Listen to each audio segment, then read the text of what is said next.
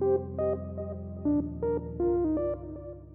my name is Christopher Niles. This will be a bit of a long tutorial, and we're going to look at evaluating fractional exponents, and then in the next tutorial we'll look at simplifying algebraic expressions with fractional exponents. Alright, so on the agenda today we're going to look at fractional exponent representations. So what is a fractional exponent and what does it represent? So what does it mean? Then we're going to evaluate a few simple fractional exponents. We're going to then revise some fraction concepts, and we'll have a look at how that's going to change the way that we look at powers of powers when we're dealing with fractions.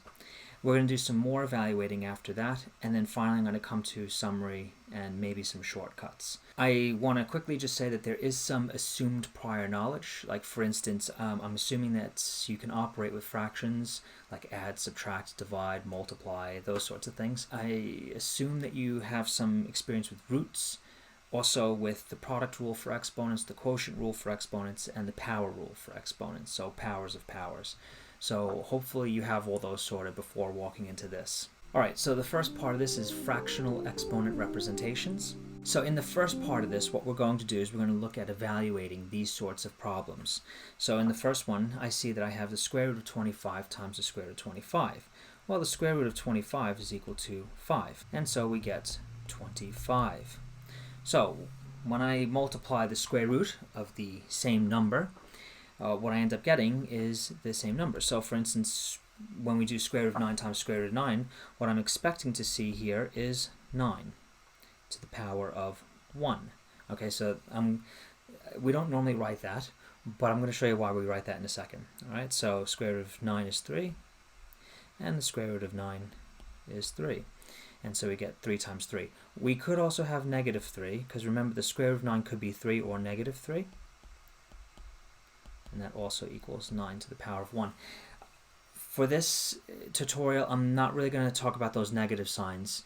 Mainly, we're just going to be looking at how these roots apply to fractional exponents. Same thing here. We'll have 2 times 2, and this is equal to 4 to the power of 1. And finally, without looking at these anymore, we can say that this is 7 to the power of 1.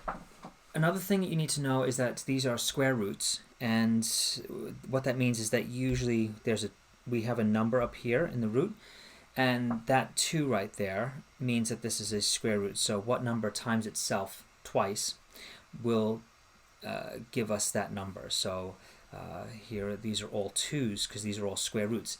Now square roots is such a common symbol that we use in mathematics that we don't always write that 2.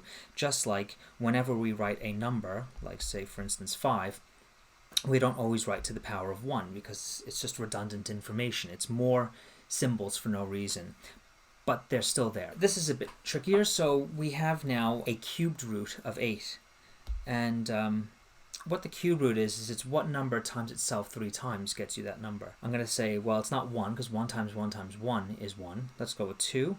So a little working over here, 2 times 2 times 2. We have 4 times 2, and this is 8. So that's 8. Yeah, so the cube root of 8 is 2 times 2 times 2. And we get 8 to the power of 1. Okay, where are we going with this? Let's look at some symbols. So we're going to use some letters now. And what we have is the square root of x times the square root of x. And what we figured out from the previous couple of slides was that if we do this, we're basically just getting rid of the square root, and we're left with just whatever was inside the square root. Now I'm going to start using some symbols here, and I'm going to try and figure out, well, how could I represent the root as an exponent? So for instance, looking like this, if I have x to the power of some number, whatever it might be, times x to the power of that same number. These two exponents are going to represent the root. We already know that if that letter a represents a square root, and we do this, we will end up with x to the power of 1. And if we go back to our exponent rules for products, what we know is we have to add the exponents when we multiply. So we'll have a plus a is equal to x to the power of 1. Finally, we'll have x to the power of 2a is equal to x to the power of 1. If these two sides are equal, then 2a, the exponent on the left side, has to equal 1, the exponent on the right side. And then what we could say here is a is equal to 1/2. And so I just solved that. So what this means is the square root of x can be represented as a fraction, like this. So we have x to the power of 1/2. And then when we times x to the power of 1/2, we get x to the power of 1. And this makes sense because if we look at our product rule for exponents, when we multiply these two terms, we're going to add these exponents. And so 1/2 plus 1/2 is equal to 1. And this is basically where we're getting now. We have this very important relationship between these symbols. In this problem, we have y to the cube root 3 times. And I'm going to do exactly what I did in the last problem. And let's just try and come up with a pattern. So we have y to the power of a times y to the power of a times y to the power of a is equal to y to the power of 1. Now each one of these a's represents the cube root. So whatever a is, a represents that cube root. Now if we do this, we'll get y to the power of 3a, because a plus a plus a is 3a, and this is equal to y to the power of 1. And finally, we set the exponents equal to each other. We get 3a to the power of 1, and divide both sides by 3, and you get a is equal to 1/3. So what does it mean? It means that the cube root of y is equal to y to the power of 1/3. So where we're getting here with this is that now we're coming up with an idea about how to convert a root into an exponent, and also the exponent for the root is a fraction. How can we just look at the root and then make a fraction exponent? Well, basically all we're really doing is if we have a root, we just need to know what the number of that root is. Is it a square root? Is it a cube root? Is it the 4th root? What root is it? And then we're just going to make that the denominator of the fraction for the exponent. Same thing here. Make that the denominator, and then make that the denominator. So if I had some stupid number like 4,213th root, I could quite simply convert that into a fractional exponent by moving that to the denominator of the exponent. Okay, let's do a couple of conversions back and forth. So we're going to convert between index form and surd. If you didn't know, surd is another term for a root. So we could say that that is a 3rd root, or we can call it a surd. For the first one, we have to the power of 1/2, and so I know that looking at the denominator, that's the square root. So we have the square root of 57. And remember, I'm not going to write the 2 in there because we don't need to write it. When we don't write it, we assume it's a square root. Now for this one, we want to convert it into index form. So I see I have a cube root, so it's 3. So I'm going to put y to the power of 1/3. This is where some students get a bit confused. The power of 1/5 only applies to the x term. So what we're going to do is we're going to leave that 2 alone, and then we're going to change that fractional exponents into root 5, the 5th root. So it's the 5th root of x. Just as a note here, if that was in brackets, so we had 2x to the power of 1/5, that would equal the 5th root of 2x. That exponent will only carry to both of the terms if they're in a bracket. Finally, the last one, we have 3x plus 1 to the power of 1/7. Now, if I write it like that, it's not correct because that 1/7 again is only applying to the 1. So we have to make sure that the whole thing is put into brackets. So whatever was inside the surd, if it's separated by a plus or something like that, then we have to put the whole thing in brackets. The same thing was true over here. This 2x had to be put into brackets to make it known that that fractional exponent applies to everything. These are the big ideas here. Okay, so I'm going to summarize what we've just figured out. On the left, we have the root in surd form, and on the right, we have the root in index form. Most students starting their maths journey are, well, noobs at this point, and they know what a root sign looks like and kind of what it does. But not you. No, no, no. You are moving on from noob status. You are becoming a maths pro, and for some reason, your companion pig has a black eye, probably from converting between surd and index forms. Let's go test out some of your skills in the next section where we do some evaluating. Okay, we're going to evaluate a few problems here. So 64, I can see here that's the square root of 64, and that's equal to 8. And more importantly, it's equal to plus or minus 8. Remember, square roots plus or minus. When you have an even root number, you're going to have a plus or minus. When you have an odd root number, it's only either positive or negative. You'll have to go back and revise roots if you don't understand what I just said. Next one, 27, the cubed root of 27. Now, we can convert it to a surd if you really want to, and if it makes you feel comfortable or helps you sleep at night. But what I'm going to do is I'm going to say, well, that's the cube root. So basically, we're looking for a number that multiplied by itself 3 times gets me 27. Well, it's pretty easy because they have to be small, and that will be 3. Now, this is a plus 27, so this will be a plus 3. So 32, again, is a small number, really, for exponents. So we're looking for a number multiplied by itself 5 times to get me 32. And if it's 5 times, I'm going to have to just assume that if it's not 1, it's going to be 2. So the answer here is 2. I mean, this is all kind of working on this idea that exponential numbers get big very quickly. So for instance, like 3 times 3 times 3 was equal to 27. Well, if I multiply that by 3 again, I'm going to get to 81. So 3 to the power of 4 is equal to 81. It can't be 3. 3 is too big. So what I'm going to do is I'm going to go to the next number down, which is 2. And if you run it through a calculator and you go 2 to the power of 5, you're going to get 32. And the reason why I can jump to those answers so quickly is because I'm a maths teacher and I deal with numbers all the time. So if you didn't figure that out right away, don't feel bad. Okay, we have a couple of fractions here. Now we have to be very careful when working with exponents and fractions. We have to remember that the exponent will be carried down to both terms in the fraction. So what this is going to look like is we're going to have 9 to the power of 1/2 over 4 to the power of 1/2. This is equal to the square root of 9 over the square root of 4. And finally, we'll have an answer of 3 over 2. So the answer here is 3/2. Next one, we'll do the same exact thing. We're going to, and I won't write it out fully this time because it's just too time consuming.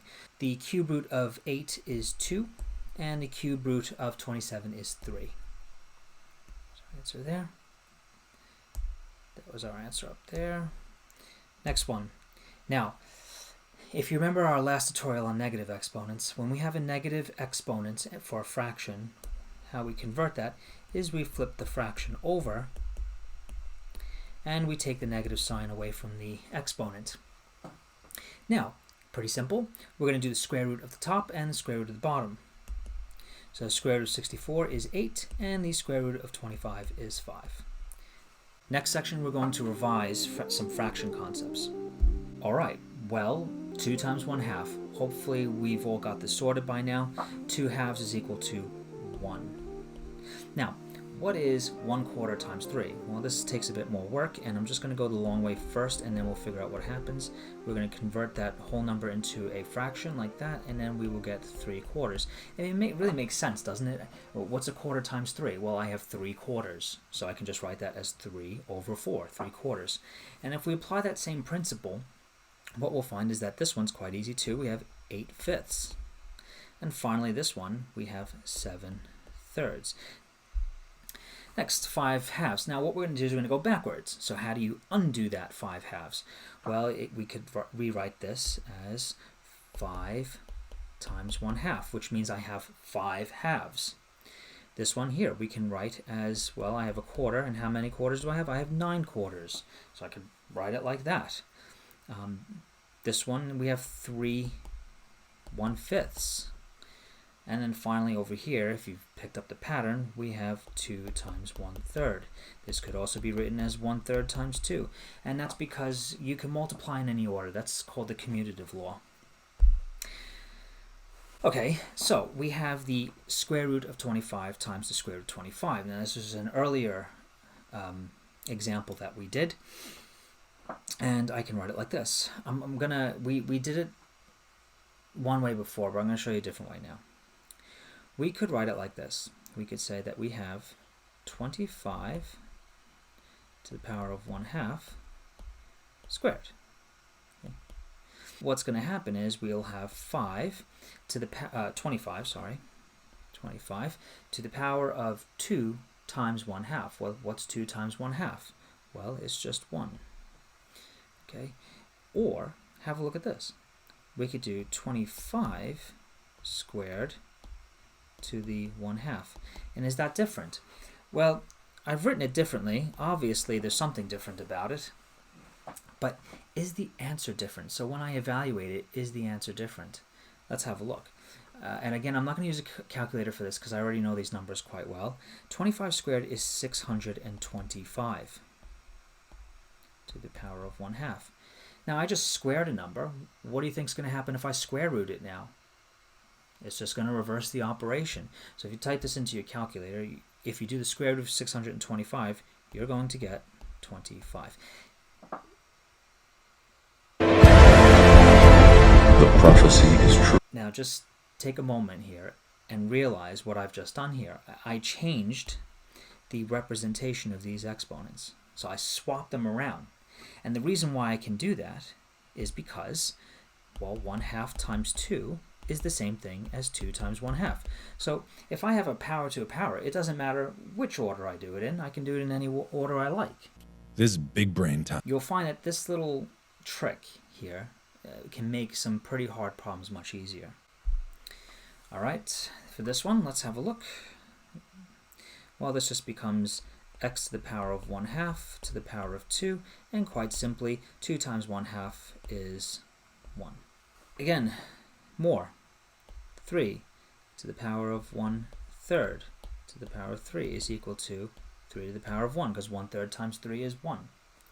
And now we have 5 of these, so we're going to say, well, we have 5 to the power of 1/2 to the power of 1, 2, 3, 4, 5.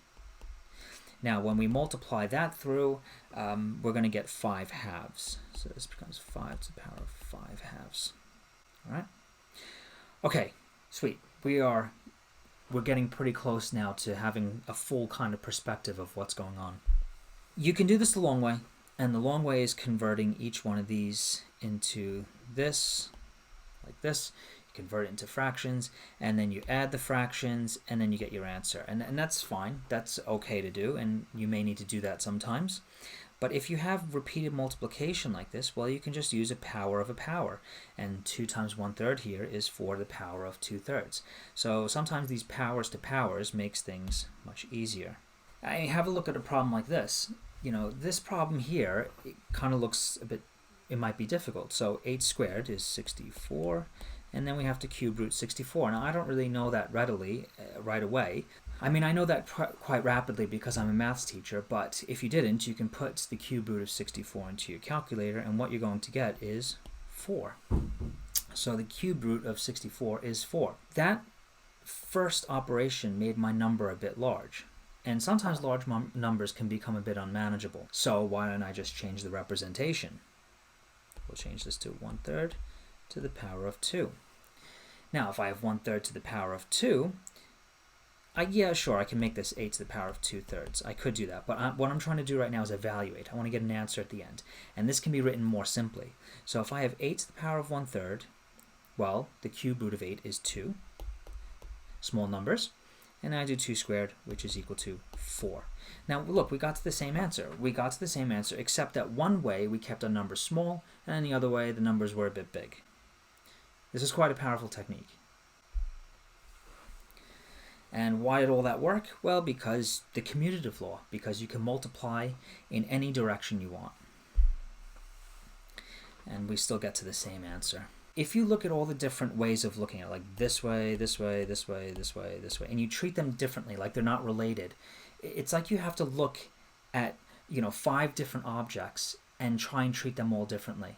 But if you looked at them all as different representations of the same thing, and you can interchange your way between them, well, then this is much more useful. Maths noobs see all of these objects as different things. This is too confusing, and sometimes one representation is easier to work with than another. But not you.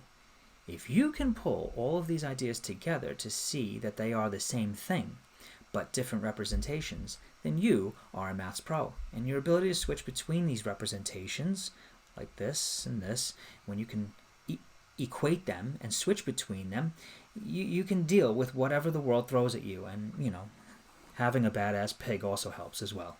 I mean, this is you, maths hero, with the beat up pig. Look at how easy you're making these problems. I mean, we could have dealt with big numbers, but you're smart. Yeah, this big brain time. You're going to use small numbers because you can interchange your exponents. Okay, so let's do some switching between forms here. All right, so now we have exponents that are fractions but don't only have a 1 in the numerator. You can do this as 34 square root of 34 to the power of 5. Or you could have written 34 to the power of 5 and then the square root of all of that. So it doesn't matter which way you write it. This one, we know that y is going to be to the power of 1/3. So I'll try and write the small here on the side, power of 1/3, and all of this to the power of 4. This becomes y to the power of 4/3. Important for you to realize, this one is not simplified. This one is simplified. Okay, so we don't want to leave too many exponents floating around. Try and combine them if you can. Remember that exponent only applies to the x. Right, so we're going to leave the 2 alone, and then we're going to have, well, this is the 5th root of x to the power of 3. Last one here, tricky. We have a root 7, so that's going to be in the denominator. And we have a 2 here, a square, so that's going to be in the numerator. So let's write it out. We will have 3x plus 1 in brackets, and this is to the power of 2. 2 is in the numerator, and 7 is in the denominator, because it's the root, 7th root. Alright, so that's moving in between index and surd form. Now, if I did 125 to the 4th power, you have to understand that this is going to be a massive number. And in the example that we did with 8 before, what I'm going to do is a bit tricky. I'm going to swap the exponents around because it's the same thing. So I'll get 125 to the power of 1/3 to the power of 4. And hopefully this will make my life a bit, well, easier. The cube root of 125 is 5. And then to the power of 4. Many hours later. So 5 to the power of 4 is 625. You could put 125 to the power of 4/3 into your calculator and it will give you an answer of 625. Next. All right. Now, I think that this problem is probably going to freak some people out. We have a 6th root in the denominator. I've got a square root in the middle, and then I've got a cube root over here, and n. Very important here is that is a 4, not a 2. So all the combinations that we've been doing before had the same number or same letter in the root, and that makes them like terms. If you have a problem like this where you have different numbers or different letters in there, you can't combine them because they're not like terms. Maximum effort. Let's start working with this. We'll take it one step at a time and then we'll try and get to an answer. So for the first one, I know that I have 1 over 2 to the power of 1/6. And then I'll change 2 out to be the power of 1/2. And I'm going to leave that last bit alone for now because I don't want to touch it right now at this point. This is 1 over that number, so I can, if you remember your negative exponents, we can convert this to 1/6 times 2 to the power of 1/2 times the cube root of 4. Now, if we do that, we'll have to add negative 1/6 plus 1/2. If we do that, we are going to get negative 1/6 plus 6 over 3, so plus 3/2, and then this will become 2/6 or 1/3. Okay, so this combines to become 2 to the power of 1/3. This one over here, it's got a 4 in there, which is going to create a bit of a problem for us. So what I'm going to do here is I'm going to try and change it to a base of 2. And we can do that if we go like this. Cube root of 2 squared, because 4 can be written as 2 squared. So now we have 2 squared in there, and if I change out the exponents, we get 2 to the power of 1/3 times 2 squared to the power of 1/3. This is equal to 2 to the power of 1/3 times 2 to the power of 2/3, and then we can just add our exponents. We'll get 1/3 plus 2/3. That's equal to 3/3 or just 1. So our answer is 2. So this big mess up here turned into 2. Wow. I just want to cover a couple of things that you probably need to know, like the last thing I just said about like terms. You can't combine roots that have different numbers or letters on the inside of them. And the other thing you need to know is that you cannot combine roots with different numbers, like different types of roots, if they're in this form. So have a look. Wrong. Don't do it. Illegal. Don't do this. Now, let's look at this slightly different. Let's convert it into index form. Now, index form we can combine if we do our fractions correctly. Like that is wrong. You can't do that. Remember, you got to get common denominators to add fractions. Don't do that either. That's wrong. Lots of students do that. Don't do it. Illegal. But finally, they can be combined correctly, like this. Okay, so where the roots were different, we had a cubed root and a fourth root. We couldn't combine them like that in surd form, but in index form, we can. So we have the surds, we convert them to index form, and if you can add and subtract fractions correctly, of course, you can combine them. Here you are, ready to take on the maths world. All right, some more evaluating.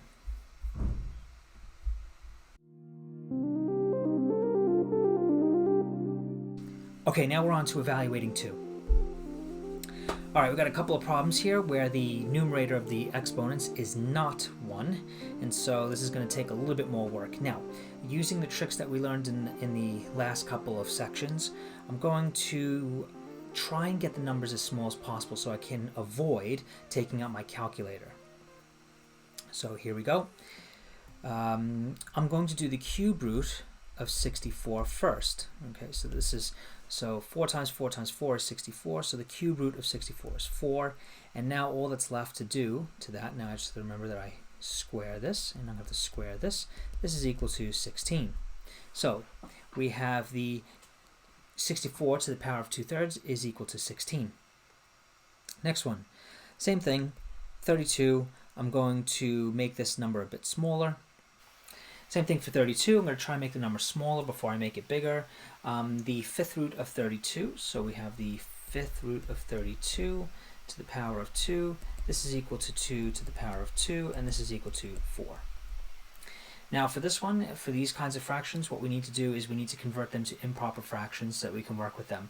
Look, at this point in maths, mixed numbers are a bit frustrating to use. So I generally just convert them to improper fractions anyway. So what will that become? That would be 4 times 6 is 24 plus 1 is 25 over 4. And we're going to go 3 halves.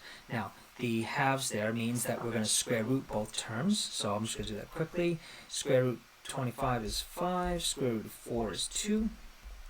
And that's going to be to the 3rd power. And finally, 5 to the 3rd power is 125.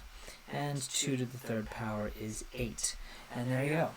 We need to carry the exponent down to both terms. And so for this one, I'll do the roots again. So the 4th root of 81 is 3. And the 4th root of 16 is 2. And that's all going to be to the 3rd power. So the numerator gets carried up here. 3 to the 3rd power is 27. And 2 to the 3rd power is 8. There's our answer. Bigger numbers, but if we know our trick, pretty easy.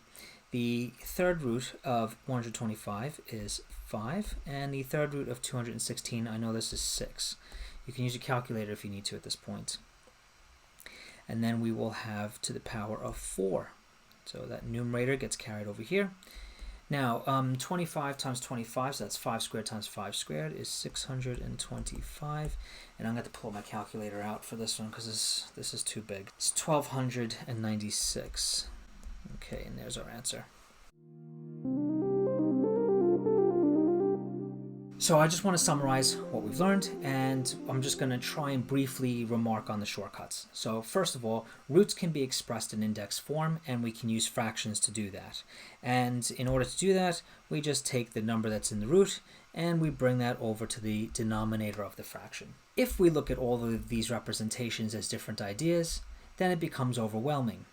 But if we treat all of these different representations as the same idea, then this allows us to move between representations to find the easiest path to a solution. So seeing the interrelatedness of all of these ideas, they're all the same thing.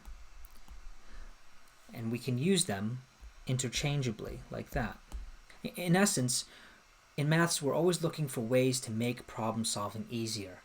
In order to do that, we have to expand the size of our skill tool belt. In today's tutorial, we have expanded it a bit more by understanding the concepts of fractional exponents. Here you are, wielding your math sword of exponential death, about to destroy algebraic simplification with your favorite companion pig. In the next tutorial, we're going to look at algebraic simplification that involves fractional exponents, and then I will also look at some exam questions with fractional exponents. Well, thanks for sticking with me through this very long tutorial.